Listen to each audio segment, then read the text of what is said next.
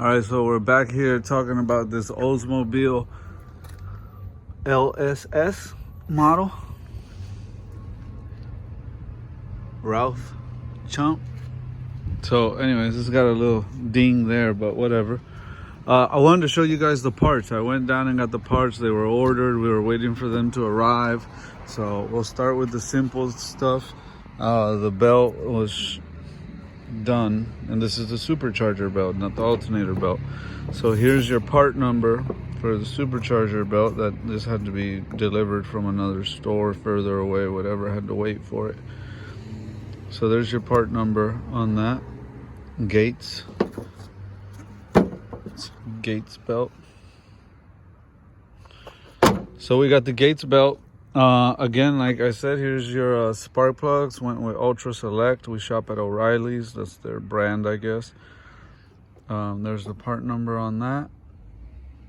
313103. Now these wires are 7mm classic silicone wire. There's nothing really crazy about them. They do have like an aluminum insulator that goes over this, and then you have inside of the connectors where it goes to the coil, and you can see how nice and pretty that looks inside compared to what was on here. That was pretty rough. Show you guys.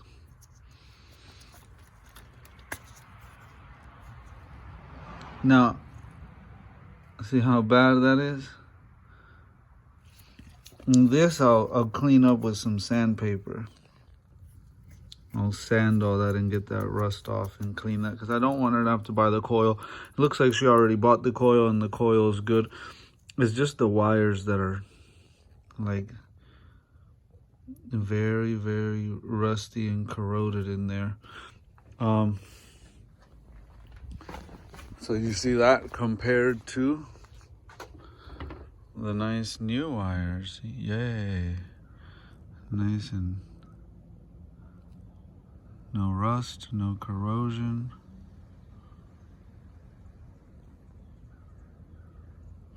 Okay, so there's your wires. Then we got the AC Delco Platinum spark plugs. And it's 4 in a pack here. Here's your part number. Number 441/902. 41/902. And they're just basic iridium AC Delco spark plugs. 41902s is what you need. So these new spark plugs will make a huge difference. Help the engine run a lot happier. So we have all 6 spark plugs there. And then here's your serpentine belt tensioner. There's the old one, there's the new one. So you have 2 smooth pulleys. This is the idler pulley that runs on the bottom. Here's the part number for it. 38007. Made in Canada. And here's the old one. And I always match them up to make sure.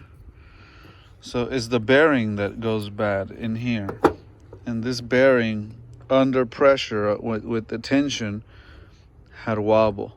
And it had a lot of play in it. And you want it to be nice and tight. So this seal inside of this bearing, you want it to be tight. This one was mushy and softened and just weakened. So we got that. And then up top, we have another smooth pulley for the tensioner.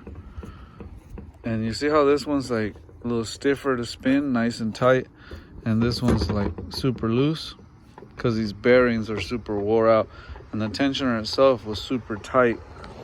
The spring in there was kind of corroded, I guess. This one, you move it back nice and easy. Then we have the other idler pulley here. Here's your other one. See how loose they are? And I like that these have the regular bolts versus the hex style bolts that the original ones came with. Here's your part number on that. That is a Gates brand 38351. Now, these are not cheap parts, especially this tensioner, because it's like a whole assembly where it comes with the idler, tensioner, the bracket, all in one assembly. And that sucker is not cheap. So if you look over here, normally it would sell for $225.41. That's what they call list price. Tensioner, see, 38351. Now, DC hub or pickup 97 Oldsmobile. There you go.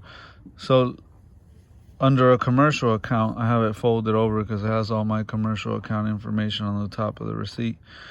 Under a commercial account, this is commercial cost, $110.87. So if you went to like Pep Boys or somewhere, you know, they get it for $110, and then they mark the price of the part up to $225, what would be the list price, and this is what the customer ends up paying. And then the mechanic shop will make the difference from the 110 and the 225 on the part when they mark their parts up, and they make that plus their labor. Crazy. And then we move down to the idler pulley, list for $32.19, and net price is $17.34. We move down to the belt, list for $45.75, works its way down to $23.57 net price. And over here we got your platinum spark plugs. We are looking at $7.89 a piece times 6. And normally they list for $13.37 a piece. So total of $47.34 net price. Doesn't give you a list total. But then you have your ignition wire set, which are your wires up here that we talked about. Ultimate Select brand. They're like a mid-grade wire. They're not the best wires, but they're not the cheap wires either. They're a good mid-grade wire set. And so the wire set, part number 3103, list price $55.92, net price for commercial account $31.33. Total all this up, the 225, the 32, the 45, 13. This is what the customer would have normally paid for all these parts, list price. So let's see, 225, 32, and we're like 260ish, 245, 3. I mean, we're in the neighborhood of like 380, and instead of 380, it came out to a total of 230.45 under the commercial account. We do pay tax on this account as we go, instead of waiting to pay a bunch of tax at the end of the year that we owe. But anyways, total amount with tax $245.43, and that's a lot cheaper than paying like $380 if you were to get everything at list price. So they saved some money in parts. They got good parts. The most expensive part was this, $110 at a wholesale cost, and $225 at a retail cost. So we made an investment in this car by replacing the supercharger. And if you watch the first video, second video, I showed you the supercharger. So here's the original supercharger to the car that was taken out, and it was replaced for the one that we ordered on eBay. And then we had to get, that was about $220, I believe, on eBay, just for the supercharger. And then the gasket for this, it takes a gasket underneath the supercharger. That was like I think like another $20. So we'll call the supercharger like 240, somewhere around there. And then we had to buy a lot of these little rubber connectors for all the vacuum related stuff. I think I have that other receipt over here. I just went to the store in this other car, and fuel injector O-rings, we had bought also for it, because we had to remove the fuel rail. So again, same Oldsmobile. Outlet seal, 242. Thermostat, TBI seal. It's a throttle body gasket. O-rings, PCV hose, connect elbows. Those are all the little rubber elbows. A box of brake cleaner to clean everything up. Ended up spending 60. We paid with $60 and got $575 back. It was a total of $54.25. So if you consider the $54.25, well, for the sake of simple math, we'll call that $60. And then what we spent over here was what, 240 something, 245, 43. So 60 and the 245 were like at 310 in that neighborhood. And then obviously the cost of the supercharger and the supercharger gasket on eBay. So let's see, 200, we said it was 240. So we're 310, 240. We're like around 540, 560, somewhere around there in parts. Just in parts, no labor. And labor just depends on where you go to get stuff done. Now that includes not just the supercharger, but the set of wires, the spark plugs. It's important, like I said, if we're going to do the supercharger, do the tensioners, do the pulleys, and get everything reassembled here. So first video talks about it a little bit. Second video, again, talking about it some more, giving a little explanation. This video is mainly because I didn't talk about the cost of doing this job. Like, you get an idea of what it entails mechanically, how much you have to take apart, what you have to, I said in the video before, make sure you mark stuff, remember where everything goes when you're going to put it back together, which way were those lines routed, where did this vacuum go, where did that vacuum go, all that stuff. But I wanted to talk this video about pricing. And normally what you spend in parts, is what you spend in labor. So if you're spending $600 in parts, normally you gotta expect to pay around $600 in labor. That's how this mechanic industry works. It's not how I work. It's just the automotive industry usually. Now there's exceptions to the rule, like there is with every rule. It's not that always, every single time, is the labor will be equal to the parts. The labor for this is like, I'm charging way lower than what I should be charging, but at the end of the day, I'm trying to help this lady out. It's not always about making money, and some people deserve to be helped, and I want to help this lady. Like, if she was my mother, how would I treat her? How would I want her treated? So, you know, I'm not charging her what I should be charging her on this job.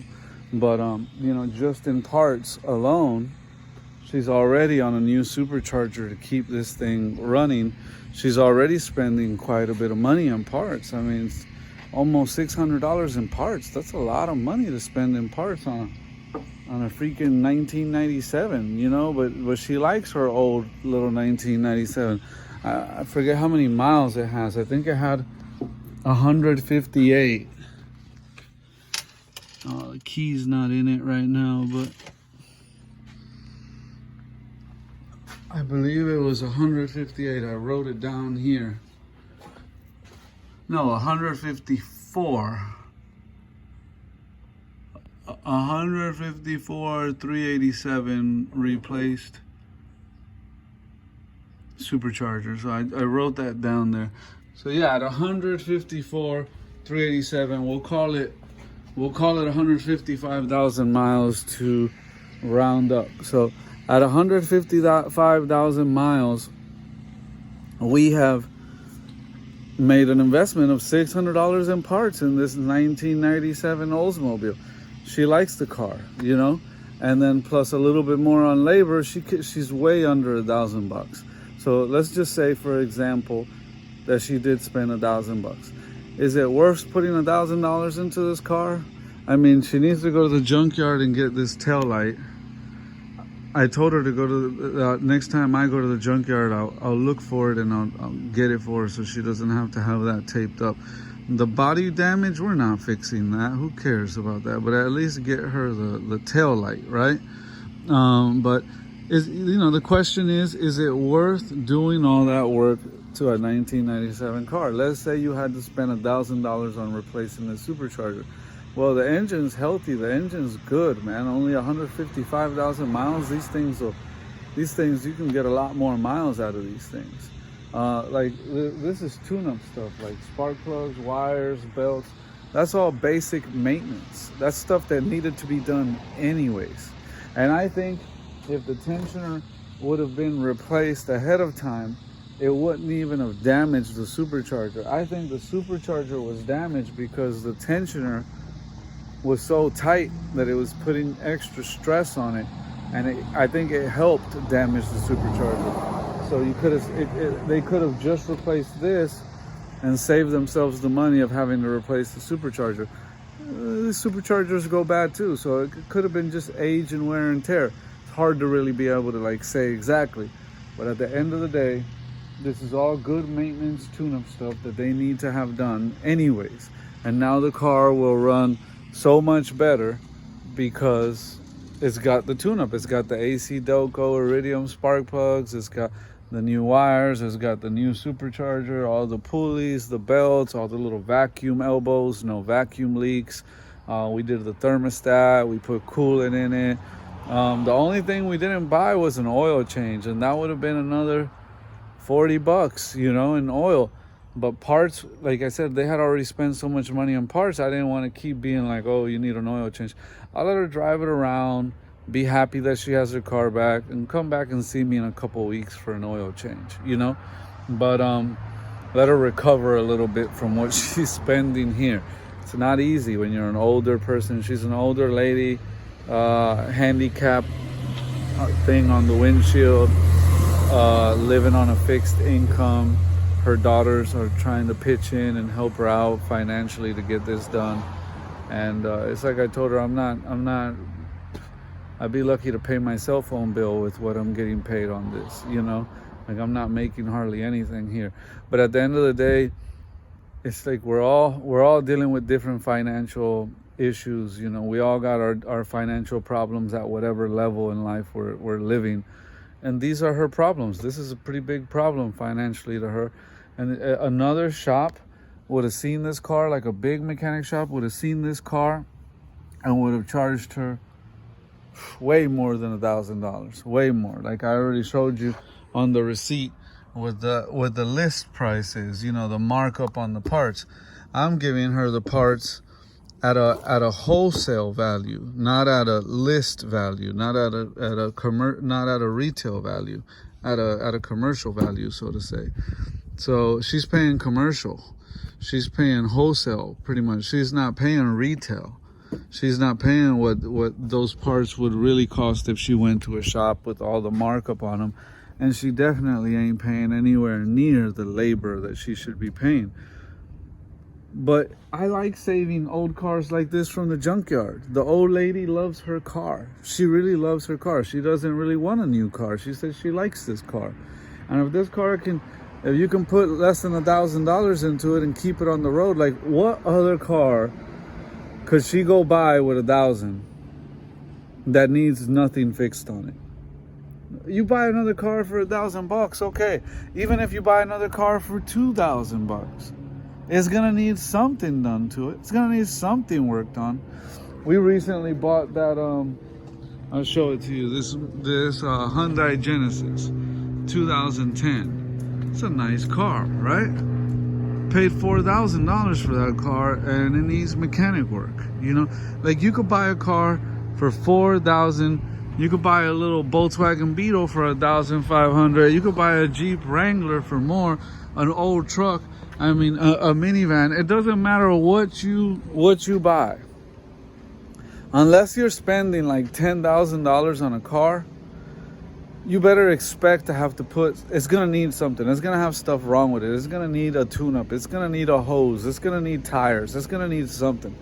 You know, she really knows what she has. She's had it for a while. She's put some money into it, and now she's gonna be able to get some more mileage out of this and not have to go buy another car and